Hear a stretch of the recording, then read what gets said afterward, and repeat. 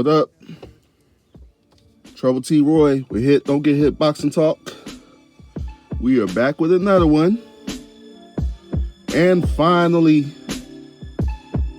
the fight that we have been waiting for years and years and years and years has finally been made.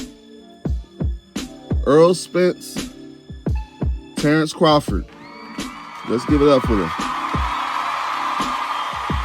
We have been waiting since about 2018, I want to say. It's about 5 years. They finally came to terms, came to an agreement, and made the fight. They have both announced it themselves, which is one of the key things I kept saying, and people know me.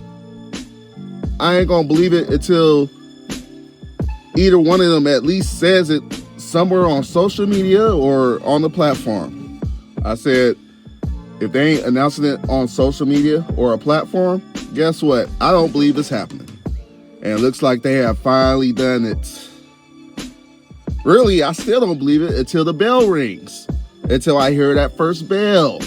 And they are in the ring, touching gloves. And I hear that referee say, all right, let's go, fight. That's when I'll really believe it. But I'll take this. I'll take what I can get. They seem pretty genuine about the shit. So yeah, it looked like it's finally done. I will take it. And y'all already know my pick. I'm picking Terence Crawford. But I do believe Terence Crawford has to put Errol Spence on his ass.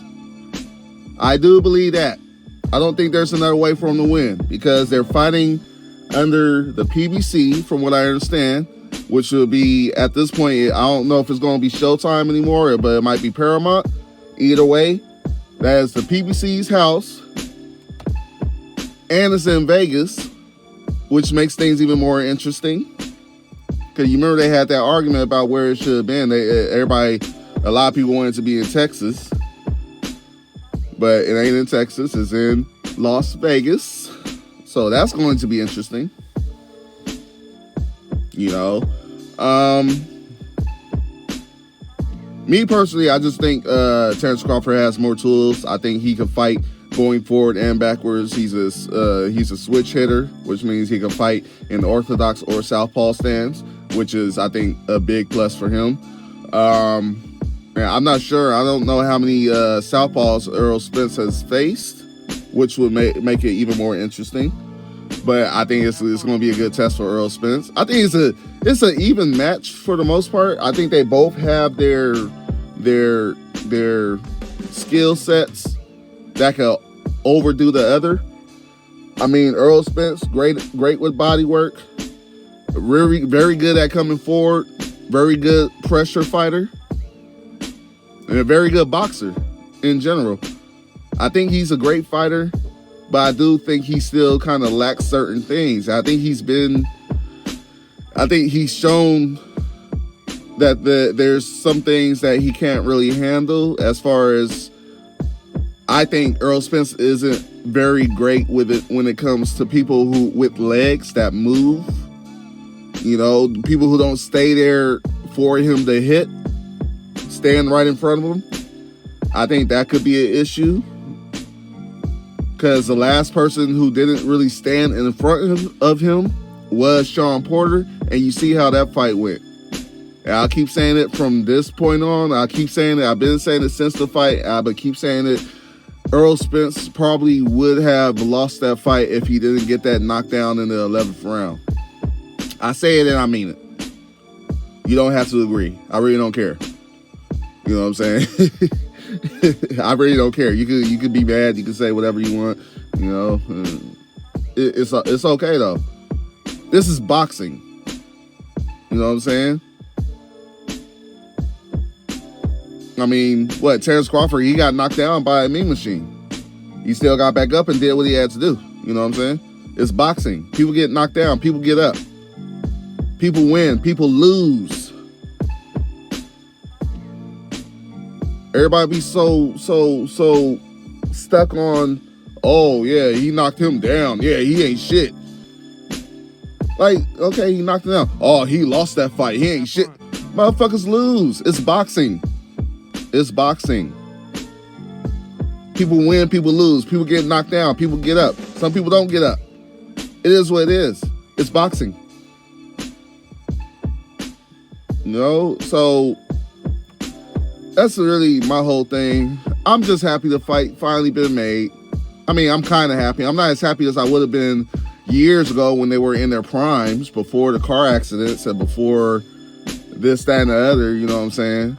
Before all the disagreements, the side of the streets, the A side, B sides, the money, all that other shit. When the fight was supposed to be made, when Errol had just become the IBF champion and Terence Crawford had just become undisputed and moved up to 147 and beat Horn for the WBO belt. They were both champions. That should have been when the fight happened, but no, we didn't get that because of all the bullshit. So now it's finally happening. And Terence Crawford is like 35, 36 years old now. Errol Spence is like 33, 32, 33. They're both older. They're out of their prime. The big thing on the table is that they both still have all the belts, and it's going to be for undisputed, which is that's pretty cool. You know what I'm saying? You know, where Errol Spence holding the WBA, WBC, and IBF, and Terence Crawford remaining to hold the WBO belt. So we're finally gonna see the first welterweight undisputed fight in I don't know how many years. So that's cool. So I mean, yeah, man, the fight's finally made. The fight is finally made. We can all be happy and sit back and relax now. You know, we can talk about who we think is going to win. Like I said, I got Terence. I just think he has more, a better skill set, a bigger skill set than Errol Spence. But at the same time, it's going to be an interesting one. Like I say, I think Terence Crawford has to put Errol on his ass in order to win this fight, because I think everything is going to be in Errol's corner at this point, in my opinion. Correct me if I'm wrong. If you disagree, let me know. But either way, let's go. Let's make the fight. Let's get this fight. Let's see this fight. This is Trouble T. Roy. We hit, don't get hit, boxing talk.